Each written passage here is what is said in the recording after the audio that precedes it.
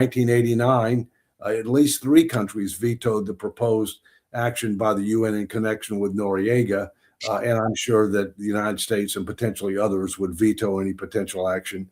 That's why the United Nations has really become very inept. I mean, in my view, it makes no sense whatsoever for any single country, including the United States, to be able to veto a proposed action by the United Nations. I mean, the UN needs a major reform. It needs to expand. The Security Council needs to expand the number of permanent members. That needs to require a majority vote of both the permanent members as well as the council as a whole, in order for an action to take place, and give nobody a veto, including the United States.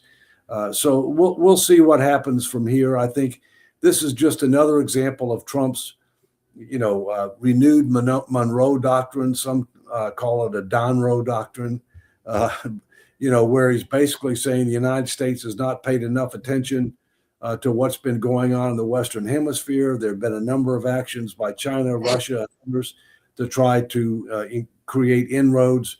The drug trade is cost hundreds of thousands of lives, in a given year, and so we'll see what happens from here. But I view this as a defendable, successful operation that reasonable people can differ on, but most importantly, I think a significant majority of the Venezuelan people, both the United States and in Venezuela and around the world, are glad that Maduro's gone. The real question is, what comes next? Oh, last thing. There's no way the United States is running Venezuela. That was a downright stupid comment to say that we're going to run Venezuela. We'll end up cooperating and trying to help them have, a logical transition. We'll try to crack down if they try to, use force against the people. But most major nations recognize that Maduro stole the last election, and he was not a legitimate leader of that country, and the people that follow him are part of the problem as well. So that's a little bit of intro. I look forward to hearing what other people have to say. And at some point, we ought to talk about what the economic statistics look like after the first year of Trump being in office. Okay, we're going to bring in Ivan Koshenko from Kiev. We have a very special guest, and of course, we know there's a conflict going on there, and he can give us an update on what's going on in Kiev, Ukraine. So, Ivan, the floor is yours. I know that you probably saw what happened in Ukraine, and maybe it'll happen in Russia. We don't know yet, but that would be very interesting. So what are your thoughts, and what are the thoughts of people in Ukraine? Yeah, hello to everyone, and Happy New Year. People here are pretty inspired by that brilliant operation of the United States, because Venezuela actually is an ally of Russia, and Maduro was particularly an ally of Russia. So when allies of Russia are weakened, then probably it leads to weakening of Russia and more positive situation of Ukraine in this war. So in general, that news came with a great inspiration from Ukrainians. You want me to bring that up then, Ivan? The clip? Yeah. And what is important that situation showed that Russia is not able to protect their allies. They've announced that they've supplied anti-air defense systems to Venezuela, and we've seen from the videos that those systems didn't help Venezuela at all. That American helicopters were flying pretty free in the Venezuela airspace, and as Russia was not able to support their ally Bashar Assad in Syria, as they were not able to support their ally Armenia when there was a conflict with Azerbaijan they were not able to support Venezuela as well. So it shows that Russia is not so powerful ally even for the countries which form now an axis of evil. And actually, they were not able to support Iran during the 12 Days War when Israel attacked and the United States as well attacked Iranian infrastructure. But what is funny in this situation that Russian propaganda started to blame United States that they're cosplaying the Russian tactics, actually, that United States did what Russia did in the beginning of the full-scale invasion almost 4 years ago, that Russia had airborne troops in Ukraine, and they had the same situation. It is really funny to read those propaganda claims because that Russian operation was completely failed. Their airborne troops in Hostomel almost 4 years ago were destroyed. They were not able to complete their military objects despite the American Special Forces. And I've got a video clip, a short video clip to watch. It's pretty old. It's like several years old, but and it was created year after the full-scale invasion. But it still shows the real situation about that failed Russian military operation, and you can just compare it with the American operation in Venezuela. So we can watch it right now.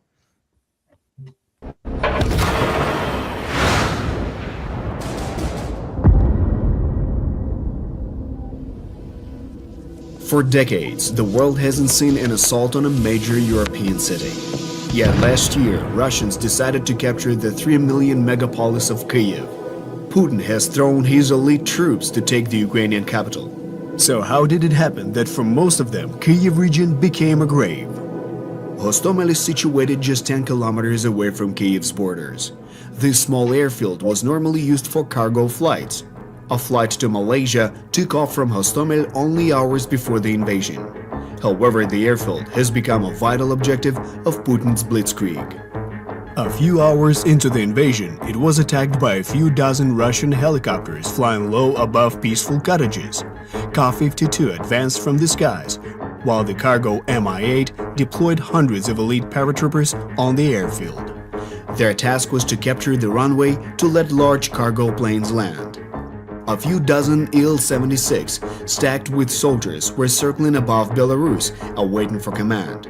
One such vessel can carry up to 150 soldiers or a few armored vehicles. If such forces were to appear near Kyiv, holding the capital would be extremely challenging. The plan seemed impeccable. The airfield defense was carried out by an understaffed National Guard brigade, armed only with mortars and small arms. Military psychologists, accountants, firefighters, and press officers resisted the first blow along with the regular conscripts. All in all, no more than 200 people.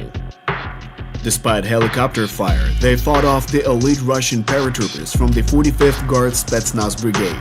They even managed to put down a few helicopters. Amazing thing about this battle was that we managed to shoot down 2 helicopters using concentrated fire from smaller arms, from our Kalashnikovs, basically. Fight over the airfield continued. The Il-76 never received a command to deploy troops. Shortly after, the conventional armed force of Ukraine approached the airfield. Some fierce fights took place around Hostomel. Ukrainian artillery hit the enemy and damaged the runway, making it impossible to land. Nevertheless, Russians kept sending more people and equipment there. Вийшов на мене командуючий Майк, сказав: «Зевс, ти наші єдині глаза, потрібно, щоб ти залишився в Гостомелі». Підійшов якомога ближче до аеродрома, виявляв цілі, ну і коректував артилерію. Тому я і ще 3 чоловіка на другий день на світанок почали висуватися ближче до аеродрома. Ми розбили зльотку аеродрома і сам аеродром на квадрати, де, якщо очікувалося противника, я говорю просто координати, і туди починає працювати артилерія. Як тільки виявили ворожі гелікоптери, приблизно дізналися, де вони сіли, передали квадрат і туди почали працювати артилерія. Бачили, як піднявся дим, вогонь, але що саме підбили, сказати точно не можу. Не дозволяла місцевість. During the next few weeks, Ukrainians were precisely hidden various equipment on the runway. Russians never succeeded in capturing the airfield and deploying their troops there. At the end of March, they suffered catastrophic losses and retreated from Hostomel. The Telegraph called this Russia's humiliating retreat. At the beginning of April, the entire Kyiv region and the north of Ukraine were liberated. Russia's blitzkrieg had failed. The most trained troops of the Russian army died in Hostomel, and it was not their only defeat. World media concluded, in the end, Putin lost half of his elite, the paratroopers. You know that Hostomel was a symbolic place that the Russian aggression was started here. They're trying to deploy here the parachute troopers here and starting the occupation of the capital of our country. And our army kicks them out. That's it.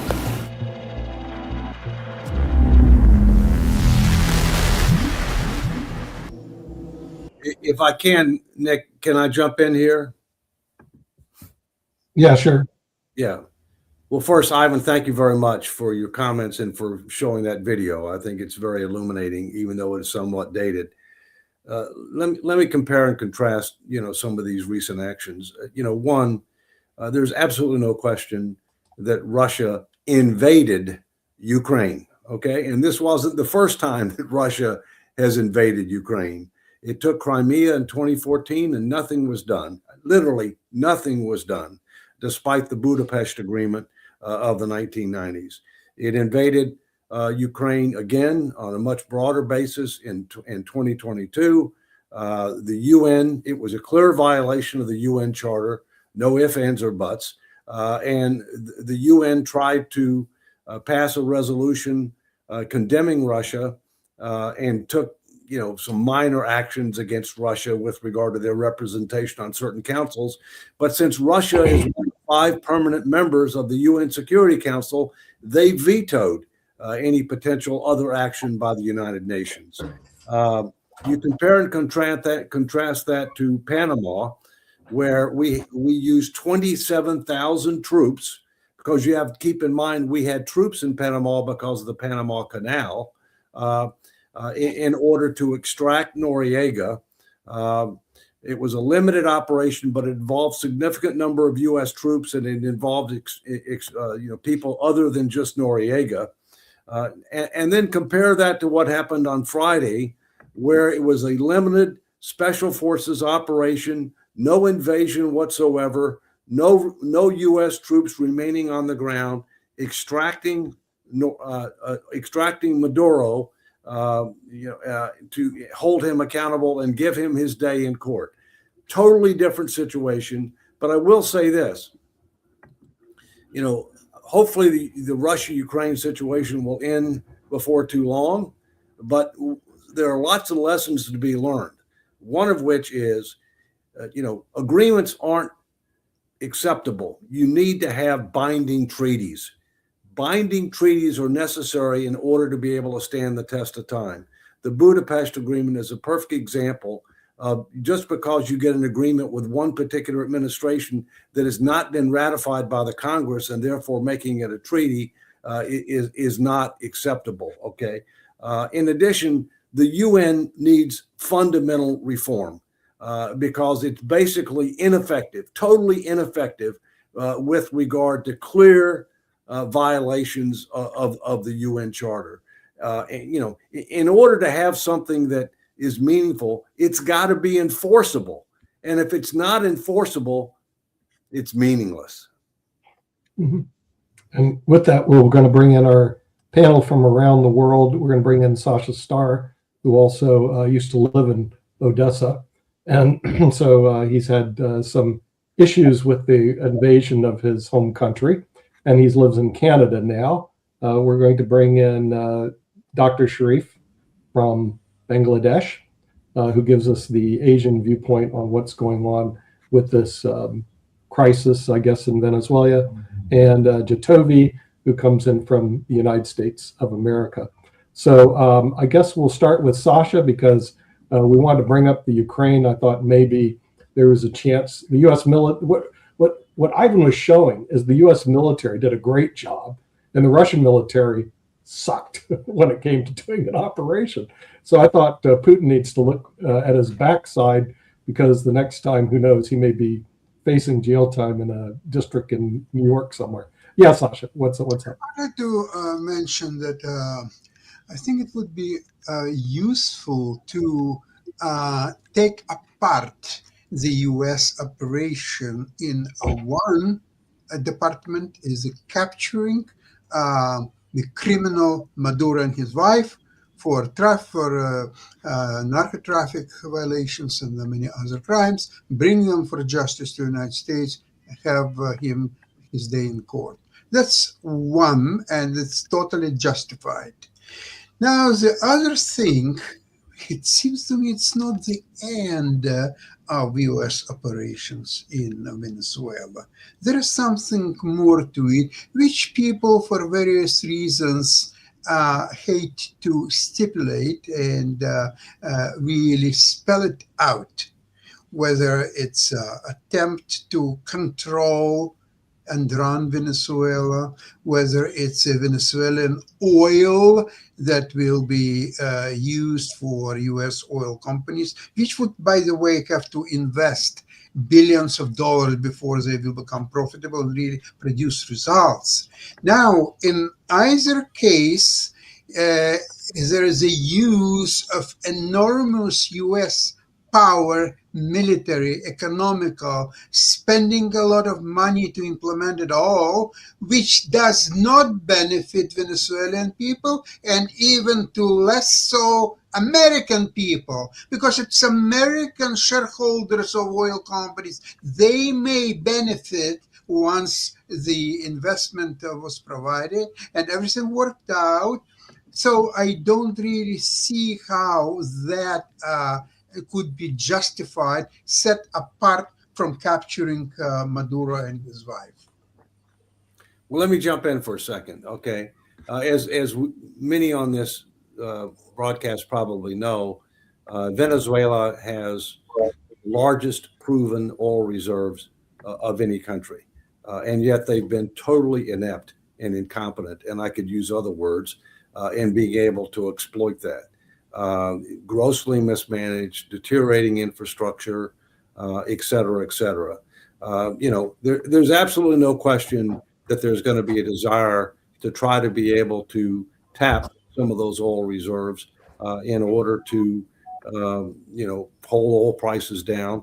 Obviously, Venezuela will benefit to a certain degree on that. It's their oil. I don't know what kind of agreement might end up being worked out between the U.S. companies and the Venezuelan government with regard to that, and that's to be determined. But Sasha is right to say that while the primary reason for this was to extract Noriega for the reasons that we've talked about, that there are other issues that people are concerned with in addition to that, and clearly, the oil reserves and energy production is one of them. There's no question about that.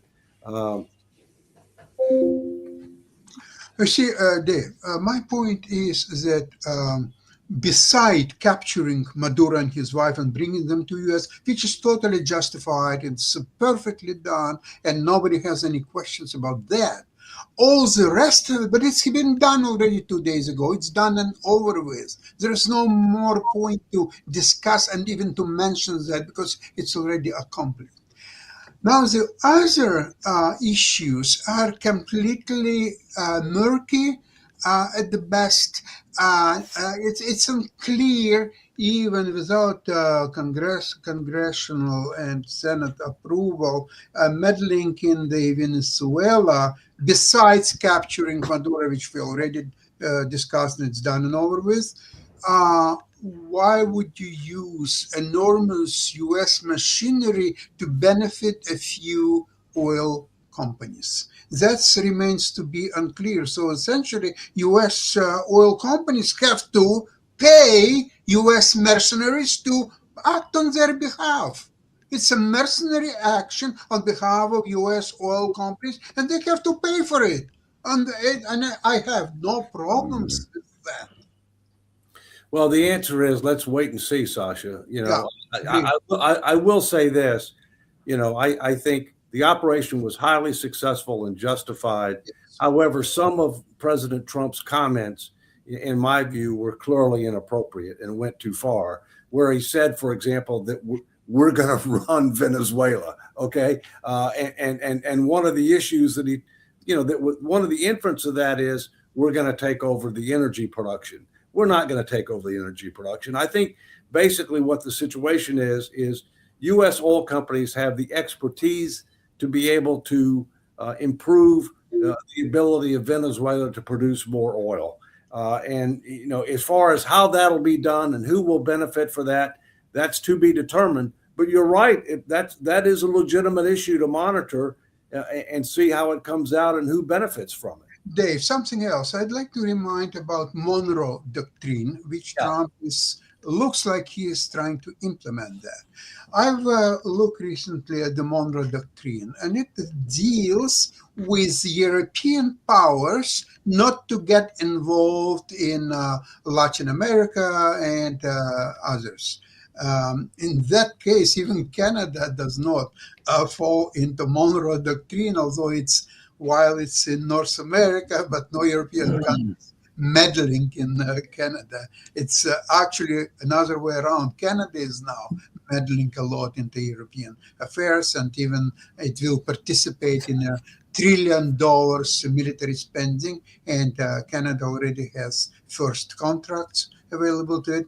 But what I'd like to say is that in this case, Monroe Doctrine is nullified. It's neither here or there. Although now Trump is talking about Mexico and probably Cuba and probably even Brazil and many other countries that would be as a part of following Monroe Doctrine. And this cannot be any farther from the truth, because I'm not aware that European powers are trying to affect Brazil or Mexico or Cuba or any other country.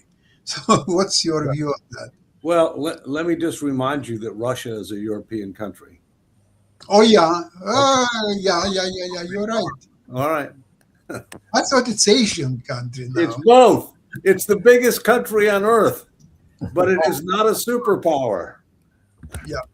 As we have seen, Ukraine has done a fantastic job, and Russia has declined dramatically. The only reason that Russia has any significant fear factor associated with it is because its possession of nuclear weapons. And my real concern is I don't think we're ever going to have a strategic nuclear exchange, but I get concerned about the use of tactical nuclear weapons. And that's what I watch very closely. How about others? Others have any comments on what happened? Dr. Sharif and then Jatovi. Okay. My questions, already the last episode I discussed that politically this is very successful initiative by Trump. This is the fact, this is the reality, and it creates pressure, the China ally and this Russian ally, especially the political pressure. And this is, I want to say, one of the successfully operation USA done. But my questions to Honorable David M. Walker: what are the economic consequences of the U.S. actions, and that could be interpreted as a holding the president of Venezuela hostage? What's your thought about this economical impact? Because this is economic shows. I love to learn from you. Well, look, I mean, Maduro is going to have his day in court. The case with regard to Noriega took 2 years to be able to bring it before the case was brought. In this particular case, most legal experts believe that the case against Maduro is stronger than Noriega, and it will happen a lot more quickly than was the case with Noriega. As you may recall, with Noriega, he was convicted, spent time in U.S. prison, then he was extradited back to Panama, where he was subject to additional proceedings. He spent time in prison and ultimately died in prison in 2017. We can see something similar happen here with regard to Maduro. I think the biggest, the biggest concern is what's the transition going to look like in a way that will provide stability, opportunity, for the Venezuelan people, that also will result in, better utilization of the significant natural resources that they have. Not just oil, but oil is what everybody's talking about, but they have a lot of rare earth minerals and other things as well. What can be done that can benefit the Venezuelan people, but also can end up having, a more positive impact beyond Venezuela with regard to, access to critical resources like oil and rare earth materials and things of that nature. And obviously economics is about supply and demand, and depending upon how successful that is, that could end up having, a positive economic impact that could not only benefit the people of Venezuela, but also, global prices, also, security considerations. Because right now, for example, the United States is unduly dependent on China for rare earth materials. And I haven't done the research to find out how much Venezuela has in that regard. That's also one of the reasons that the United States is interested in trying to work out an arrangement with Greenland, because Greenland has a lot of rare earth materials. Working out an arrangement doesn't mean invading them and taking them over, by the way. Jatovi from the USA. Well, the sad part is that's exactly what we did, though. As we're talking about it, Trump never after and the whole mission accomplished thing. I can't do. We can rant and rave about it being successful and this and that, but that gives echoes of mission accomplished. And we know what happened after that whole banner and everything else happened after that. And we're not even mentioning about the Venezuelan people who died during that mission as well, or during this successful mission. So when we talk about a successful mission, we have to really think about what we're really saying with that. But we are now in a position where we are now taking over Venezuela for the oil, because as stated by Trump in his own speech after the whole mission took place, he never once talked about democracy, never once talked about the freeing of the people of Venezuela or liberating. No, he talked about the American oil companies and the oil, and we're going to sell it and so on and so forth. So as you stated, which I'm glad you stated, that what he said was the things that he said during that was poor. But we always, and this is what gets me about every time we talk about Trump, is we give him some benefit of the doubt on what he says. And then we say that he's joking or that he doesn't know what to say. But then once he goes and does these things, we're shocked, or we're like, okay, well, he did what he said. Well, he's telling you right now that we're going to pillage the place for rare earth minerals and oil. We're going to split up Venezuela, because how much of a kickback did, for example, how much of a kickback did ExxonMobil, Chevron, BP, and Shell give to the American people after the Iraq war? They set up shop there the same way they're going to do down in Venezuela. We didn't get a kickback. We didn't get anything. But yet we're expecting somehow to get some kickback now. We're going to get some discount now, when that has never happened in our history. And we have to look at our history as precedent, because we're doing the same recycle thing. So from my standpoint, nobody is defending Maduro. Nobody sheds a tear for Maduro. And we've said that. We can all agree on that. The problem is the tactics and how things have gone about it, or the ways that it's gone about. All right, let me jump in. Okay. First, I think this operation with regard to Venezuela and Iraq are totally apples and oranges. Our son fought in Iraq as a Marine Corps officer. We invaded Iraq on false pretenses for the specific purpose of taking out the government. Okay, there are people in the administration at that time that claimed that we didn't that it wasn't going to cost us anything, that we were going to end up making a lot of money because of the oil reserves that existed in Iraq. That was a false claim. That did not happen. You're right. The government doesn't directly benefit from what the oil companies get. But on the other hand, to the extent that economics is about supply and demand and you have more supply, that serves to hold down energy prices, which does benefit consumers, not just the United States, but around the world. So yeah, I have publicly said, and my son who fought in Iraq agrees with me, that what we did in Iraq was a mistake the second time. And it created a vacuum in the Middle East by eliminating a check and balance to Iran, which fortunately their ambitions have been clipped somewhat in the last year by the operation that took place to take out their nuclear capabilities. But I don't think you can compare what happened in Venezuela to what we did in Iraq. I think it's just total apples and oranges. Yeah, I actually can, because you actually stated it. You legitimately said, and I do thank your son for his service. That's an amazing thing, and and everything like that. But what you said, we went to Iraq under false pretense. Yeah. Why did we go to Venezuela? We supposedly went to Venezuela because they had fentanyl. Then it became some type of drugs. Then now we're being told that it's oil. So it is a false pretense that we went to war over. We legitimately, they even did the whole yellow cake situation, talking about its weapons of mass destruction, that all these drugs are weapons. So we went up under false pretense to go there. Saddam Hussein was a bad dude. So is Nicolas Maduro. We get that. There are so many. When you're talking about the destabilization of Iraq and keeping that check on Iran, well, we talk about how Maduro is running all the cartels in Venezuela and everything else and all these checks on there.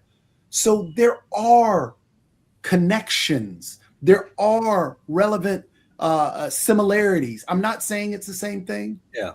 Well, let me clarify. There are a lot of similarities. Let me clarify.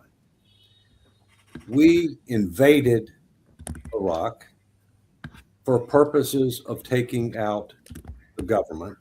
That was the purpose, okay?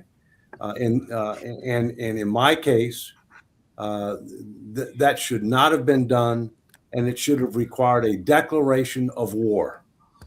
And this is another example of the Congress not doing their job. The Congress should have declared war in that circumstance. I don't know that they would have declared war. At the same point in time, this particular situation, okay, the primary reason we went in, and I'm not saying there aren't other reasons, and we'll have to see how they play out, but the primary reason was to take Maduro out, not to take over the country, not to invade the country, not to occupy the country, which we did all of that in Iraq, okay? And so I think there are substantive differences, and we'll just have to wait to see how things play out on the transition and with regard to access to energy reserves and other critical reserves. I to be determined. I don't know. We'll probably agree to disagree on this point. But again, you're talking about toppling the government in Iraq. Yet we went in for oil. We know it was blood for oil there. We went and took out Maduro. Maduro is the government in Venezuela. And we went in and took out Maduro. And now we know that it was blood for oil here. We invaded for both, going to topple there. They've already said that we're going to take over and send troops on the ground. So we're going to legitimately be in Venezuela. And we weren't told at the beginning of Iraq that we were going to be in Iraq, but we were. We weren't told. Whoa. The reason that we were told we went into Iraq, yellow cake, weapons of mass destruction, okay? That's what we were told. My personal view, okay, is there was also a desire to get back at Saddam because he tried to assassinate Bush 41. There was a specific plot to try to assassinate Bush 41, okay? And so, but you know, look, again, just look at the numbers. I mean, we sent in huge numbers of troops. We occupied the country. We were there for years. Okay, you know, At the beginning. case we had a one-night operation. We don't have troops on the ground, and in fact, the president has said we'll see what happens. But he says we're not going to have troops on the ground. We were told all this at the beginning of the Iraq War. But there aren't any troops on the ground. Okay. No, It we were told. turns out that there are later on, then fine, we can have a discussion about it. But as of today, they're not. But what I'm saying is history is repeating itself, and we are playing like history is not. We were told at the beginning of the Iraq War the same things. The yellow cake and the weapons of mass destruction. That's what they just said about the drugs coming to the U.S., which we never even knew they were coming to the U.S. because there was proven that Venezuela was sending drugs to Europe and not the U.S. And then on top of that, the drug boats, we don't know if they had drugs on them because they never gave any proof that they were drugs. But we were told they were weapons of mass destruction. They're killing all these individuals. It's the same. I'll see if I can find the clip, but it's the same wording. People have actually edited clips and shown that they've used the same words that we used for the lead up to Iraq as they used for the lead up to this. So all I'm saying is, and I completely agree, we need to wait. But the problem is we know what the history is, what our history is, and how things have gone about. We do know the history. Past is not necessarily prologue, but I agree you need to learn from history and learn from others. We'll see how it plays out. Go ahead, Nick. Yeah, I was just going to say one thing that history did show is that basically Venezuela was the richest country in Latin America until the socialist Hugo Chavez stepped in and Maduro stepped in, and now 82% of their population live in poverty. So it's not hard to see we have a serious problem here. And part of the reason they were the richest country in Latin America, and this is what history shows, is their oil industry, which right now is demolished. So David, they turn the oil industry around, you'll turn Venezuela around. That's just the way it's going to happen. So I think Sasha had his hand up, so we'll move over to I would Sasha. like to ask you, when you're talking about the Venezuela not efficient economically because of their shortages of the oil production and so on, this is a business of Venezuela. It is not a business of the United States. I agree. Yeah, I agree. Let's talk, if we can, let's pivot for a second. We just finished 2025. This show is supposed to be about economics, although it's good to talk about other issues as well, some of which can have economic implications, others which are, more political in nature. But let's talk a little bit about how the year went. How the year went under the first year of Trump, his second term, as compared to how things went under the last administration. GDP growth is up. It was 4.3% for the third quarter. We'll see what happens in the fourth quarter. That won't be announced until next month. We do have to keep in mind that there was a 43-day U.S. government shutdown during the fourth quarter. That will have some adverse impact, but clearly we'll have positive economic growth. We just don't know what the number will be. Inflation is down somewhat. Through November, inflation was 2.7%. It averaged 5% a year during the last administration. And it was 3% when Trump took office. Real wages, are up about 0.8%. They were down 1.3% during the last administration. Unemployment is up, which is not good. 4.6% in November as compared to 4% when Trump took office and 4.1% average during the Biden administration. Labor force participation is basically flat at 62.4%. The monthly trade deficit is down dramatically from the last administration, in large part because of the effect of tariffs. The Fed discount rate is down 3.75% in December as compared to 5.5 at the beginning of the administration. Total debt to GDP is up. despite the fact that the economy is growing, the deficit is bigger than the economic growth. The Dow, the Dow is up. The stock market is up. But we still have some items that we don't know how they're going to play out. The tariffs are before the Supreme Court. In my view, you put them into three categories: tariffs that were negotiated on a bilateral or multilateral basis. I think obviously those should stay. Changes in tariffs that have to do with national security and public health reasons. I think the Supreme Court may give Trump some discretion in connection with those matters. But then tariffs that were unilaterally imposed allegedly for reciprocity reasons without national security or public health implications. I think those are highly questionable and could be struck down by the Supreme Court. We'll see. I think it's highly unlikely the Supreme Court would require, those amounts to be refunded, but they could, prohibit them on a going forward basis. Then you would have to see what Trump would try to do to be able to impose the tariffs based upon other aspects of law and whether or not that would be successful or not.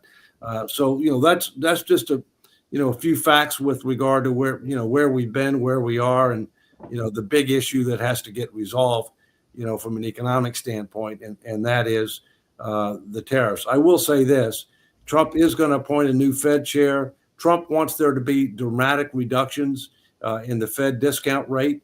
I've got concerns about that. The number one charge of the Federal Reserve is to deal with inflation, and they're in the best position to deal with that. Inflation is still above their target. Economic growth is good. Unemployment is a little bit of a concern, but still within a reasonable range. And yet, inflation is still above what the target is. So I think one has to be cautious about trying to see significant reductions in the Fed discount rate, given the current economic circumstances. But we'll see. Thoughts from others? Sasha? That this is 4.3 GDP growth rate. It's highly artificial, and not only because of the shutdown of U.S. government, it's because most of it is based on artificial intelligence spending of a few companies. If you take this out and talk about real economy, there is hardly any growth at all. Forget about 4.3%. There is a very unlikely growth left. If you take a performance of stock market, S&P 500, if you take Magnificent Seven out, they are in red. 493 stocks of S&P 500, they are in red to different degrees, but the top 7, they are providing all the growth and all the profits of S&P. Now, today market is very vulnerable despite of all that, or maybe in spite of all that, depends how you look. Every day, the prices, overnight futures are getting higher, and retail investors are plowing their money into the stocks from 401k and other sources, and professionals are unloading billions of dollars worth of stocks into these amateur investors. And that's happening now almost every single day. If you look at the volume, the biggest volume is from about 9:45, maybe 10 o'clock in the morning until 12:30. Then the institution's done their selling, and then the market is going somewhat higher or stays the same or so on. The volume is much lower than in the morning and so on, but it's happening almost every single day. And I'm afraid that institutions are preparing to unload substantial number of their holdings and bringing Dow or other S&P probably down 20%, and it may happen in the next month or so. Well, first, I would agree with Sasha. Go on. Well, first, I would agree, Sasha, that a lot of the economic growth is associated with AI and data centers. I've seen different numbers on that. Some people have said if you take that out, there's no growth. I don't agree with that. But I do think it has a significant impact. No question about that. All right. I have not looked at the numbers. You're right. The Magnificent Seven clearly are a big part of the reason that the market's up. I haven't looked at absent that, so I can't really comment on that. I will tell you this: diversification is key, right? And it's not just diversification with regard to stocks. It's diversification with regard to other asset classes. And one of the things that I did early in 2024 is I significantly increased my asset allocation to alternatives, including gold and silver. The thing the report that we just got concurs with what Sasha says. It comes from a model that I think Dr. Sharif would like, called Shiller-Bowles. Shiller-Bowles won basically a Nobel Prize for determining valuations of the stock market. And they say today the market is overpriced. It hasn't been this overpriced since the recession in 2008 and the depression in 1929. So I encourage people to go Google Shiller-Bowles and look at the valuation of the market, because right now we've had 3 big run-up years. We call them run-up years, double-digit returns, placing the market in an overpriced situation. Now, what happens next? Who knows? But there's a good possibility that the U.S. falls into recession in 2026, not because anything's bad happening, but frankly, David, it's overpriced. But that also could be a huge melt up before melt down. So because there are so many people who are now very cautious, some of them are having large short positions, some of them are exiting market for a while. So the market can skyrocket now to astronomical highs, and the people who are on the short end, they will be wiped out first, and then only then the market will collapse. That's the problem with investing. I mean, the real problem, no one has a crystal ball, and there's so many different factors. But if you do look at Shiller-Bowles, you'll see that the market, as we sit today, is overpriced. And the bad points is this called for a recession in 2008 and also in 2026. But we also do know that the Fed can do a lot to slow down the recession using their monetary policy and the fiscal policy of the government. What they did last time is they infused cash into the system. So even though right now, if everything sits, you'll probably have a recession in 2026. But let's say the Trump dividend comes out. Then what happens? He plans on giving everybody $1,700. Well, then the stock market won't be in a recession. Fed can control only short end of interest rates, starting from 10 years, 20 and 30, that controls by international market. And if US has approaching now $39 trillion, so obviously the international lenders will demand higher interest rates. So if now Fed will bring the short-term low and the international rates will go much higher, Dave, you know what's happened in this case. Yeah. It's a dislocation. Yeah. Huge. Well, I think we had just talked about one other piece though, but I think with those the Magnificent Seven, I think is what you called them, Sasha. Yeah, either way. They're all, as we talked about, heavily invested in a .com bubble. And that's going to burst. Netflix is a little bit separate entity from all that. And in some documentation, Netflix is not part of Magnificent Seven, okay? Because they don't depend so much on the chips and the call centers and all these wonderful things.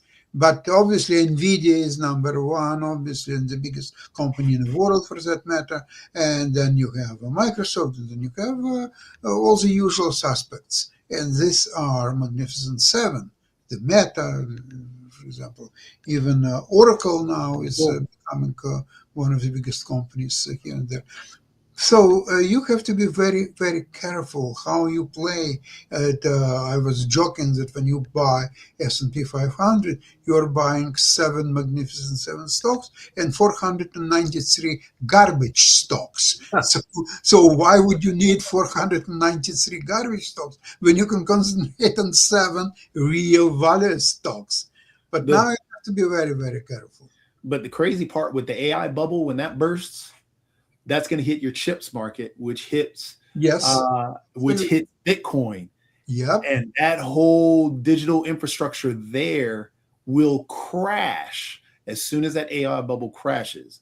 And with everybody, a lot of other companies investing not only heavily in AI now, but also heavily, some are trying to convert over to this.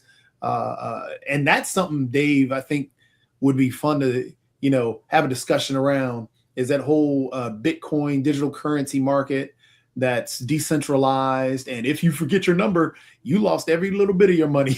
So that whole digital currency situation is another burst. I think that would be fun to talk about in terms of economics. Yeah, and there's another issue too, and that is we talk about all these data centers and the chips and things of that nature and AI. They require a huge amount of energy.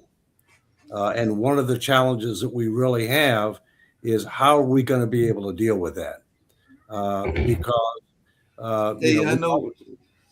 yeah, go ahead. Sorry, I know we're winding down. I know an oil field in Venezuela. All along those lines and everything like that. But I did have a quick question for you that came up in the conversation. It is an economic question, Dave, which I know you'll love and everything along those lines.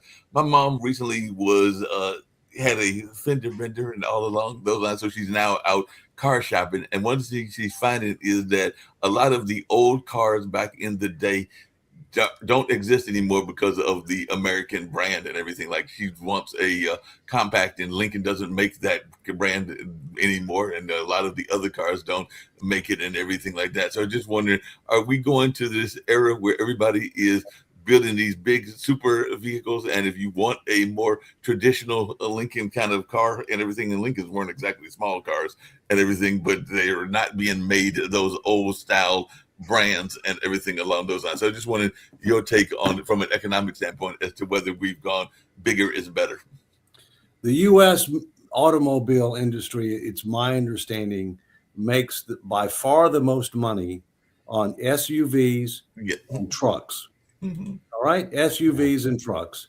And to the extent that you want to buy, a smaller vehicle, in many cases, you're probably going to end up buying Japanese or another, or Hyundai or Kia or another brand that's maybe made in the United States. Just because they're foreign owned doesn't mean that they're not made in the United States, but you're probably not going to get, a U.S. brand, although there are some options that are available. Yeah, I just found it interesting because, like I said, when I was talking to her earlier today, and that's part of what I was doing while y'all were doing the show, while also monitoring it, she was definitely. As Mark broke up real quick, we lost you, Mark. Yeah, no problem. I was just going to point out a touch on two things. In terms of the data centers, what you were talking about, Dave, that's another barrier. And whoever controls that power barrier is going to be a controller, but also the heat barrier. And that's a huge thing. But Finland evidently has come up with a model of doing the data center underground, where that's going to use the data center heat to maintain a temperature level in different cities in Finland. And that was an idea or a model idea that people had thought about. And in terms of cars, which, Dave, I know you love cars and I love cars too. You've got to look into the Huawei cars. I tried to show, I think it was Mark a little bit about it and Rick a little bit about the Huawei cars. Right now, BYD is taking over the electric market from Tesla. And they're going to continue to push. And I know the U.S. market is, if it hits the U.S. market, the BYD and the Chinese brands that are all out there that are all being pushed out will take over a lot of that electric market. especially in the US, because of the price point that they go at. For example, the Huawei, even though we pushed out Huawei, the chips and the cell phones, they do make a car now, and their cars, the technology in those cars is unreal. And it's really cool. And you can get some of these Huawei cars that have technology that you can look at that are hundreds of thousands of dollars for like a $60,000 car or a $50,000 car. Well, Huawei obviously is, they're not allowed to import their cars right now. We'll have to see how that happens, and to be determined. All right, Nick, I think we're at the hour, my friend. We're out of time, and we thank the Honorable David M. Walker. By the way, AI needs more energy. We found it. It's called Venezuela. So stay tuned for what's going to happen next. We'll see you next time on Economics with the Honorable David M. Walker. Take Bye-bye. care.